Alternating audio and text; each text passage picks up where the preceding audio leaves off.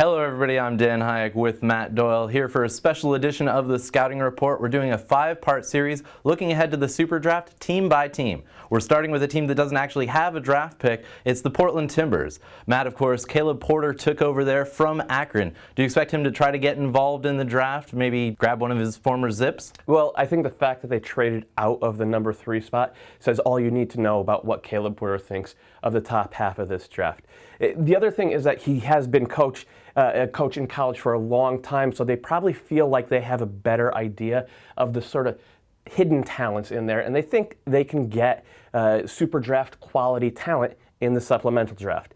As for the Zips who are entering this draft, it's not a great year for them. It's not like 2011 when they had like 7 of the top 14 picks. Really, the only guy is goalkeeper David Meves, who is going to be a supplemental round pick. So I don't think that Porter and Portland will trade in unless something weird happens and maybe near the end of the second round, a guy they really like, could be Jose Gomez from Creighton, starts falling and they see an opportunity to get someone like him.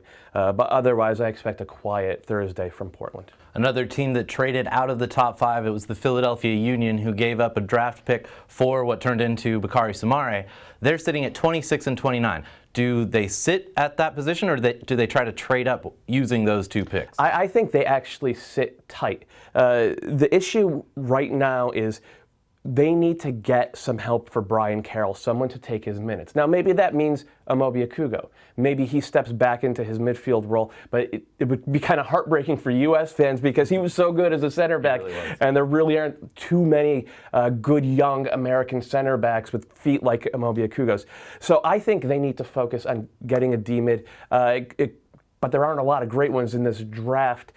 Could be Josimar Sanchez from UConn. He broke his leg middle of the year last year, but he was pegged as an early second-round pick before then. Jacob Barone from Penn State, another one to mention. Paul Wyatt, kind of a D-mid, not really. They need to focus on that. They also need to get a left back, and this is a weird draft in that it's stacked with left backs.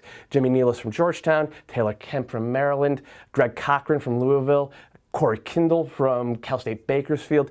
There's a ton of them to pick from. John Gallagher from Penn State, another one who will probably be there at 26 or 29. So I think they should hold on to both of these picks, fill out that roster a little bit, and not have to put all their eggs in sort of one basket. All right, our last team with no first-round picks is the New York Red Bulls. They're sitting at 22. A few years ago, they turned a similar pick into Tim Ream. Can that happen this year? It can. I sort of crushed the Red Bulls on their draft day picks the past couple of years. But in 2010, they got Tim Ream. Last year, they got Ryan Mara, who I thought was Rookie of the Year until he got hurt. So they've actually done pretty well with second-round picks. And there will be a lot of talent there at 22 for them to pick from. They need especially to find some of that talent in midfield, though. Right now, they only have 3 true midfielders on their roster, 4 if you count Connor Lade, which it's not clear whether they do. I think they probably see him as a left back. So they need to sort of fill out that part of the field. Getting some help wide. Mark Cintron from Providence is a good name. Or in the central midfield, Ian Christensen from Georgetown, who was so good in the College Cup, is another one. There are a lot of ways they can go, though. I wouldn't be at all surprised if they just traded the pick for a little bit of allocation money. It's always tough to tell with the Red Bulls.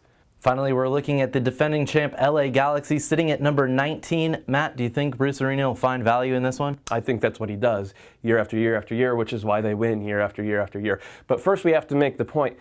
LA already has the Rookie of the Year favorite. They signed Jase Zarda as a big do-everything forward to a homegrown contract. He would have been the number 1 pick this year, maybe last year as well. It's almost unfair. As for what LA needs out of this draft, I look at their roster and I say wide right midfielder. They played better with Christian Wilhelmsen in that spot last season. He opened up the game for all those counterattacks, Landon Donovan, Robbie Keane, obviously. And there's only one A-plus prospect in that position this year, and it's Ryan Hollingshead from UCLA, a player that the Galaxy staff is very familiar with. He's a lot like Chris Klein, who of course is on the Galaxy staff, in that he's big, he plays both sides of the ball, serves in a great cross. The problem is he may not be there at number 19, so I wouldn't be surprised to see LA package the 19, and I think they have the 24 pick as well. Try to move up to the middle of the first round, make sure that they have a pick when Hollingshead is still on the board. If they can't do that, they'll pick one of those left backs we mentioned before, and then maybe Cintron if he's still on the board. Again, Cintron there are some attitude questions about him, but he's very talented, and the Galaxy have the culture to work with youngsters like that.